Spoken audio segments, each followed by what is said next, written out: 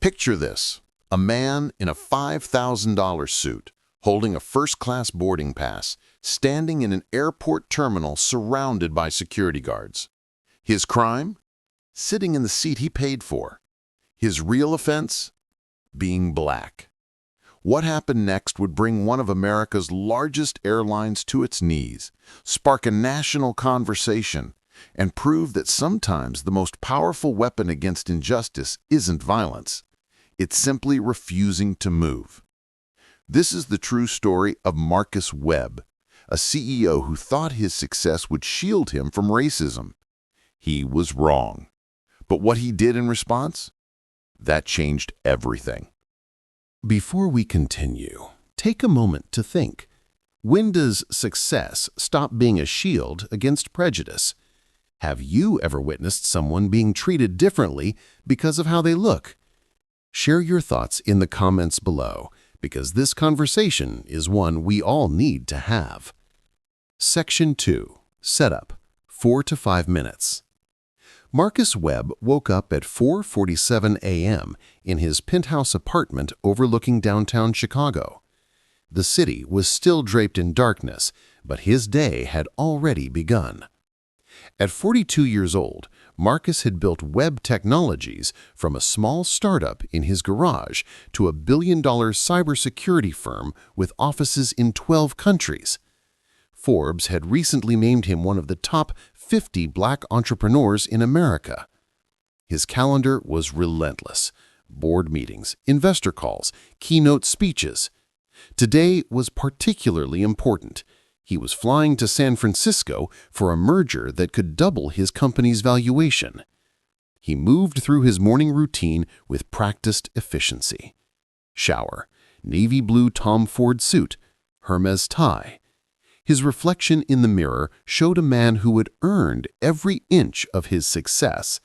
The slight gray at his temples, the confident set of his jaw, the calm eyes that had stared down venture capitalists and closed deals worth hundreds of millions of dollars. Marcus had learned early that in America, a black man in a suit was treated differently than a black man in a hoodie. He'd weaponized that knowledge, using success as armor. He drove luxury cars, stayed in 5-star hotels, flew first class. Not out of vanity, but out of a quiet belief that achievement would insulate him from the prejudice he'd grown up with in Southside Chicago. His driver picked him up at 5:30 a.m.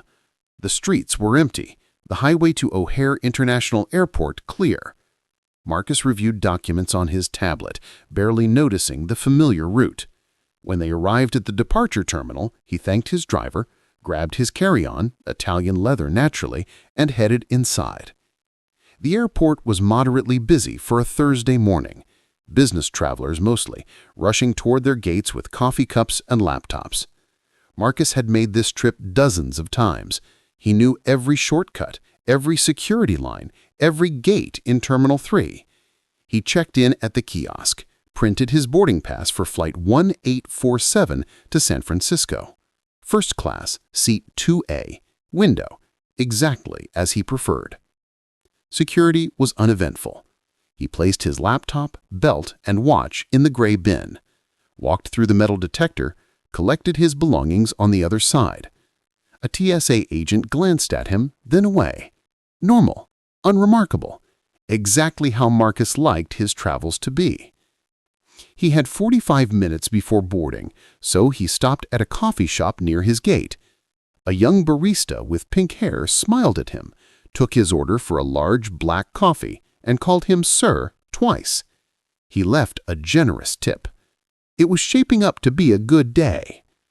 Marcus found a seat near the gate and opened his laptop. Emails flooded in.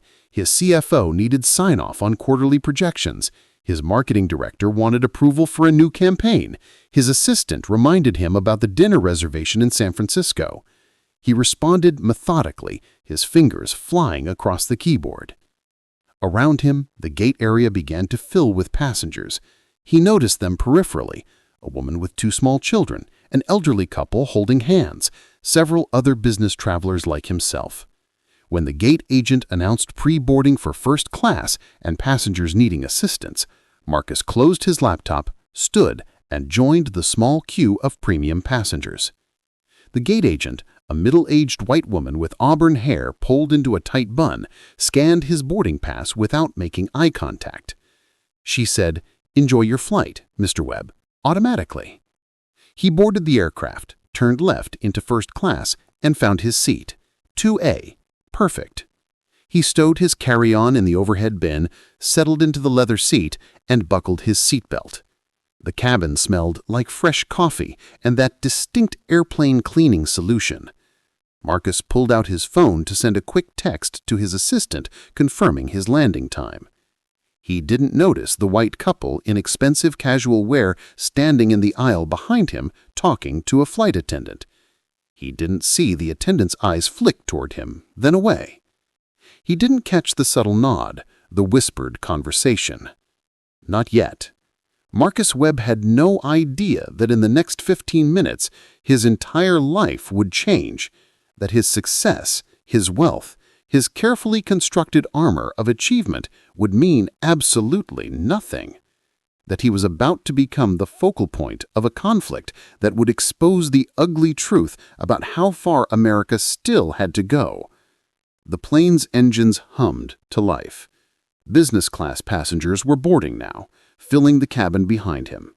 Marcus glanced out the window at the tarmac, at the ground crew loading luggage, at the ordinary, unremarkable morning unfolding outside. And then he heard footsteps approaching, heard a throat being cleared, heard a voice that would haunt him for weeks afterwards. "Excuse me, sir, I need to speak with you about your seat." Marcus looked up from his phone. A flight attendant stood in the aisle, a woman in her mid-30s with blonde hair pulled back, her smile tight and professional, but not reaching her eyes. Her name tag read Jennifer. "Is there a problem?" Marcus asked, his tone polite but slightly confused. "Sir, we've had a seating issue come up," Jennifer said, her voice carefully modulated. "We're going to need you to move to a different seat." Marcus blinked. "I'm sorry, what? This is my assigned seat, 2A. He held up his boarding pass, showing her the clearly printed seat number. Jennifer's smile tightened further. "I understand, sir, but we have passengers who need this particular seat. We're going to move you to 24B. It's a very comfortable seat in economy." The words hit Marcus like cold water. Economy? She wanted to move him from first class, which he'd paid $1,200 for, to a middle seat in the back of the plane? He felt the familiar tingle of awareness that something was very wrong here. "I paid for a first-class seat," Marcus said, keeping his voice level. "Why would I move to economy?" "It's an airline decision, sir. These things happen sometimes." "What things?" Marcus felt other passengers watching now. The cabin had gone subtly quiet, that particular silence that happens when people sense conflict brewing. Jennifer glanced back toward the front of the plane. Marcus followed her gaze and saw them, a white couple in their 50s, the woman in a cream-colored cashmere sweater, the man in khakis and a polo shirt, expensive watches, designer sunglasses. They were standing near the galley, watching this interaction with expressions that Marcus couldn't quite read. Who were they? Marcus asked, though he was already beginning to understand. "Sir, I'm going to need you to gather your belongings and move to your new seat." Jennifer's voice had developed an edge now, the veneer of professionalism cracking slightly. "No," Marcus said simply. "I paid for this seat. I'm sitting in this seat. If there's a seating issue, perhaps those passengers should sit in economy." Jennifer's face flushed slightly. "Sir, please don't make this difficult." "I'm not making anything difficult. I'm sitting in the seat I paid for." Marcus could feel his heart rate increasing, but he kept his voice calm. This was the trap, he knew.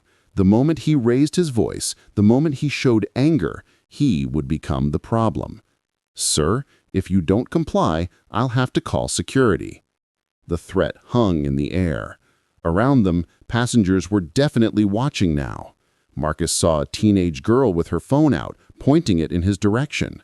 An older black woman 3 rows back was shaking her head slowly, her face tight with recognition. "Call security," Marcus said quietly, "because I want this on record. I want someone to explain to me why I'm being asked to give up the first-class seat I paid for." Jennifer's mouth compressed into a thin line. She turned and walked toward the front of the plane, where she spoke in low tones with another flight attendant, an older man with silver hair. They both looked back at Marcus. The white couple was still watching, the woman whispering something to her husband. Marcus pulled out his phone and opened his email, finding his confirmation. First class, seat 2A, purchased 3 weeks ago, paid in full. Everything was legitimate, everything was correct. And yet here he was, being asked to move because why? He looked at the couple again, and suddenly it clicked into horrible crystalline clarity. They wanted his seat. They complained, and the airline was willing to enforce their preference. The silver-haired flight attendant approached, his expression stern. His name tag read, "David, Senior Flight Attendant." "Sir, I'm David, the senior attendant on this flight. I understand there's been some confusion about seating." "There's no confusion," Marcus said, his voice still remarkably steady. "I have a confirmed first-class seat. Your colleague is asking me to move to economy. I'd like to know why." David's eyes flickered just for a moment toward the white couple, then back to Marcus. "Sometimes we have to make adjustments for passenger comfort." "Whose comfort?" "Mine, because I'm quite comfortable right here in the seat I paid over $1,000 for." "Sir, I'm going to ask you one more time to gather your belongings and move to the seat we've assigned you. If you refuse, we'll have to remove you from the aircraft." The words seemed to echo in the suddenly silent cabin. Remove you from the aircraft. Marcus felt something shift inside him. Not anger exactly, but a cold, clear understanding of what was happening. This was about race. This was about a white couple who didn't want to sit next to a black man or who wanted his seat for themselves, and an airline that was willing to enforce their preference. "No," Marcus said again, "I'm not moving, and I'd like to speak to your supervisor, please." "I am the supervisor for this flight," David said, his voice hardening. "Then I'd like you to explain to all these passengers," he gestured around the cabin, "why you're removing a paying customer from his seat. I'd like you to say it out loud." David's jaw clenched. He turned away and pulled out a phone, speaking quickly into it. Marcus could hear fragments: refusing to comply, need security, gate 34B. The white couple had moved closer now, slipping into seats 3C and 3D, directly behind where Marcus sat. The woman leaned forward. "We didn't mean for it to become such a production," she said, her voice carrying that particular tone of white innocence. "We just asked if we could have that particular seat because my husband has a bad knee and needs the extra legroom." Marcus turned to look at her. "So you asked them to kick me out of first class entirely and move me to economy?" "Well, no, and they decided that I was the one who should move, not you, not anyone else." "Me?" The woman's face reddened. "I don't think this needs to be about..." "About what?" Marcus asked quietly. "Say it." She didn't answer. She sat back in her seat, reaching for her husband's hand. Heavy footsteps approached. 3 security guards entered the aircraft, 2 men and 1 woman, all wearing the distinctive blue uniforms of airport security. The lead guard, a stocky white man with a buzz cut, scanned the first-class cabin until his eyes landed on Marcus. "This the passenger?" he asked David. "Yes, seat 2A. He's refusing to comply with crew instructions." The guard approached, his hand resting casually on the equipment belt at his waist. "Sir, I'm going to need you to gather your belongings and exit the aircraft." Marcus felt dizzy, disconnected, as if he were watching this happen to someone else. "Officer, I have done nothing wrong. I have a confirmed first-class seat. I'm sitting in my assigned seat. I've been polite and calm. I want to know why I'm being removed." "You're being removed for refusing to follow crew instructions," the guard said, as if reading from a script. "Instructions to do what? To give up the seat I paid for? To move to economy? While that couple," he gestured toward seats 3C and 3D, "takes my place?" The guard's expression didn't change. "Sir, you need to come with me. You can file a complaint with the airline later." "No," Marcus said, "I'm not moving, and I want everyone here to see it. I want them to see what happens when a black man refuses to accept injustice." The lead guard's expression hardened. He reached forward, grabbing Marcus's arm. And then everything exploded into chaos. The guard's fingers dug into Marcus's bicep, and in that moment something primal surged through him, not violence, but absolute, unwavering resistance. He went completely limp, his body becoming dead weight in the seat, forcing them to work for every inch. "Sir, don't resist," the guard shouted, as if Marcus hitting him, rather than simply refusing to cooperate. The other two guards moved in, hands grabbed at his shoulders, his other arm, his belt. Marcus didn't fight them, didn't throw punches or kick, but he didn't help either. He made them carry the full weight of their decision. "I am not resisting," Marcus shouted, his voice finally breaking with emotion. "I am not fighting you. I am simply refusing to move from the seat I paid for." Around them, the cabin erupted.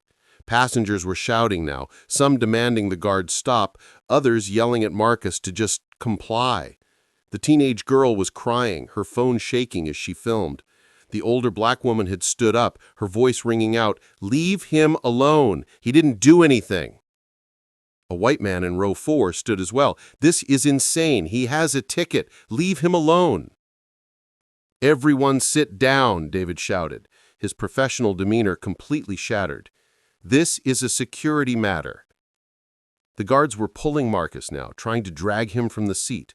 His seatbelt was still fastened, no one had thought to unbuckle it, and it caught against his waist, creating an absurd, horrifying tug-of-war. One of the guards reached down and unbuckled it roughly, his elbow catching Marcus in the ribs. Marcus gasped at the impact, but didn't cry out. He wouldn't give them that. Wouldn't give anyone the satisfaction of seeing him in pain. They hauled him into the aisle. His $1,000 shoes scraped against the aircraft floor. His suit jacket tore at the shoulder. He heard the fabric rip, felt the cool air against his skin. One of his cufflinks scattered away, disappearing under a seat. "I am a human being," Marcus heard himself shouting, and his voice cracked on the words. "I am a CEO. I am a taxpayer. I am a person." They were dragging him backward now, toward the exit. He could see the faces of the other passengers, shock, horror, shame, anger, satisfaction, a kaleidoscope of human reaction to injustice happening in real time. The white couple in seats 3C and 3D weren't looking. They'd turned away, the woman's hand over her mouth, the husband staring determinedly at the seat back in front of him. As they dragged him past row 5, a young white woman suddenly stood up, blocking the aisle. "No," she said simply, "you're not doing this. I'm not letting you do this." "Ma'am, sit down or you'll be removed as well," the lead guard growled. "Then remove me too," she said. "Film this, everyone. Everyone get your phones out. Let the world see what this airline does." More passengers were standing now, a middle-aged Latino man, an Asian woman with her teenage son. They weren't blocking the guards, they weren't violent or physical, but they were bearing witness, creating a wall of humanity that said, "We see what you're doing, and it's wrong." The guards pushed past them, Marcus's body dragging limply between them. His head bounced against a seat back, stars exploding behind his eyes. He tasted blood, had bitten his lip or tongue, he wasn't sure which one. They reached the exit. The jetway was empty except for a gate agent standing at the mouth of the tunnel, her face pale with shock. The guards dragged Marcus past her, his feet finally finding purchase on the jetway carpet. He stood then, shaking off their hands, straightening his suit jacket with as much dignity as he could muster. "I want your names," he said, his voice shaking with fury and adrenaline. "I want your badge numbers. I want everything on record. You're going to be banned from this airline. You'll be lucky if we don't press charges." Marcus laughed, a harsh, broken sound. "Press charges? For what? For sitting in a seat I paid for? For refusing to accept discrimination? Please, press charges. I would love to see you try to explain this." Behind them, the aircraft had descended into chaos. Passengers were shouting, refusing to sit down. Flight attendants were pleading for order. Through the open aircraft door, Marcus could hear David's voice over the PA system. "Ladies and gentlemen, we apologize for this disturbance. We will be departing shortly. Please take your seats." But they wouldn't. The young white woman who had stood up was now standing in the aisle with at least a dozen others, all refusing to sit down, all saying in effect, "If you remove him, you remove us too." Marcus stood in the jetway, blood on his lip, his suit torn, his body shaking with shock and rage and something else. Something like terrible, aching hope. Because they had seen it. All those passengers had seen what happened. And they had their phones out. They had recorded it. The guard's radio crackled. A voice spoke rapidly, urgently. The guard's face changed, his certainty flickering. "Sir, you need to come with me to airport security." "No," Marcus said. "I'm calling my lawyer, and then I'm calling every news organization in Chicago. And then I'm going to stand right here while everyone in that airplane walks past me and sees what your airline did." The guard's radio crackled again, more urgent this time, and then from inside the aircraft, a new voice, loud, authoritative, angry. "What the hell is going on here?" The man who emerged from the aircraft was in his 60s, in a pilot's uniform with 4 stripes on his shoulders, the captain. His face was red with fury, and he was holding a cell phone showing video footage, the very footage the passengers had been recording. "Someone want to tell me why passengers are refusing to sit down? Why I have a dozen people threatening to get off this flight? Why my entire cabin is in rebellion?" He looked at David, at the security guards, at Marcus standing torn and bloody in the jetway. "What happened?" The lead guard started to speak, but the young white woman from row 5 had followed them out. "I'll tell you what happened. Your flight attendant tried to force this man out of the first-class seat he paid for to accommodate a white couple who wanted it. When he refused, you called security to drag him off the plane. We have it all on video." The captain's face went from red to white. He looked at Marcus, really looked at him, taking in the expensive suit, the torn shoulder, the blood, the titanium watch glinting on his wrist. "Is this true?" the captain asked. "Every word," Marcus said quietly. The captain turned to David. "Is this true?" David started to stammer something about passenger comfort and crew discretion and seating adjustments. The captain cut him off with a raised hand. "You tried to move a first-class passenger to economy to accommodate another passenger's request? The couple said they needed that specific seat for medical reasons. Did they provide medical documentation?" Silence. "So you made a judgment call to remove a paying first-class passenger based on an unverified claim, and when he refused, you called security to physically remove him from the aircraft?" The captain's voice was dangerously quiet now. You thought wrong." The captain turned to Marcus. "Sir, I am deeply, profoundly sorry for what has happened to you. This is not how we train our crew. This is not our company policy. This is not acceptable." Marcus said nothing. He was too tired, too shocked, too angry to respond. The captain continued, "I'm asking you, and I understand if you refuse, but I'm asking if you would return to your seat, in first class, where you belong, where you paid to sit. I will personally escort you, and I will personally ensure that no one bothers you for the remainder of this flight." "And the couple? The ones who complained?" The captain's jaw tightened. "They'll be rebooked on another flight. They're being removed from this aircraft as we speak." Marcus looked past the captain into the aircraft. He could see flight attendants having a heated conversation with the white couple, who were now gathering their belongings with shocked, outraged expressions. The woman was saying something about speaking to a supervisor. The man was red-faced, gesturing angrily.